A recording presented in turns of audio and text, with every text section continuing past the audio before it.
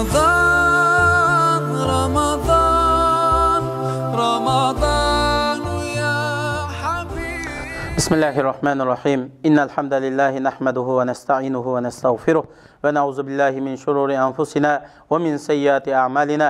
من يهده الله فلا مضل له ومن يضلل فلا هادي له. وأشهد أن لا إله إلا الله وحده لا شريك له وأشهد أن محمدا عبده ورسوله صلى الله عليه وعلى آله وصحبه أجمعين. أما بعد. Assalamu alaikum ve rahmetullahi ve berekatuhu. Hürmetli ustazlar ve qarındaşlar, Ramazandaki gündelik soğat programımızın 19. bölümü Allah yolunda yaşaş, Allah yolunda vefat buluştun qiyindir.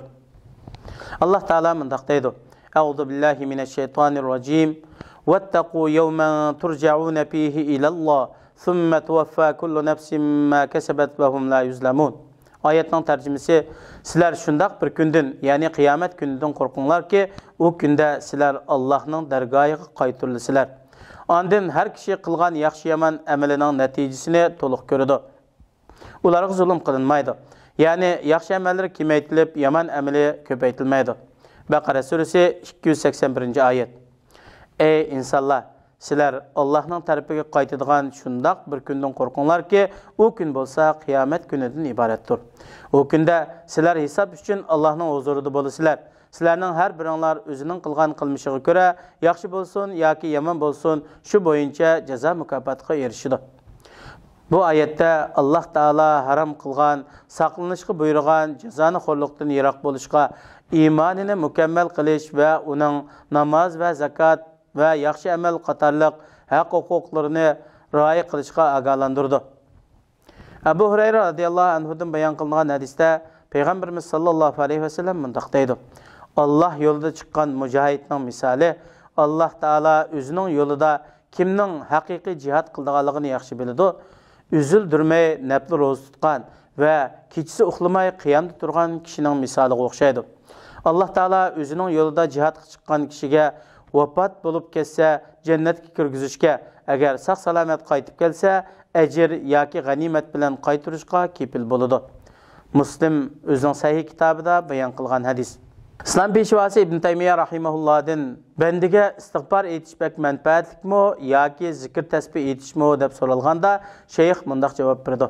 Agar kiyim pokiz bo'lsa, uningga xushpuroq atir, miski anbar va ihbar chechish bek muvofiq. Agar kiyim qasmoq kir bo'lsa, uningga sopun bilan suv bek manfaatlik deb ekan.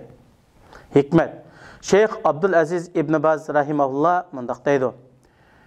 Haqiqiy Allah yolunda yaşaş, Allah yolunda vefat buluşdan qiyindir. Dua. Rabbim, meni yalğız qo'ymag'in, sen eng yaxshi izbasarsan. Fikr. Ramazan ayının qolgan kunlarda turli shakldagi ibodatlarga tirishchilik qilayli va ko'p qilayli.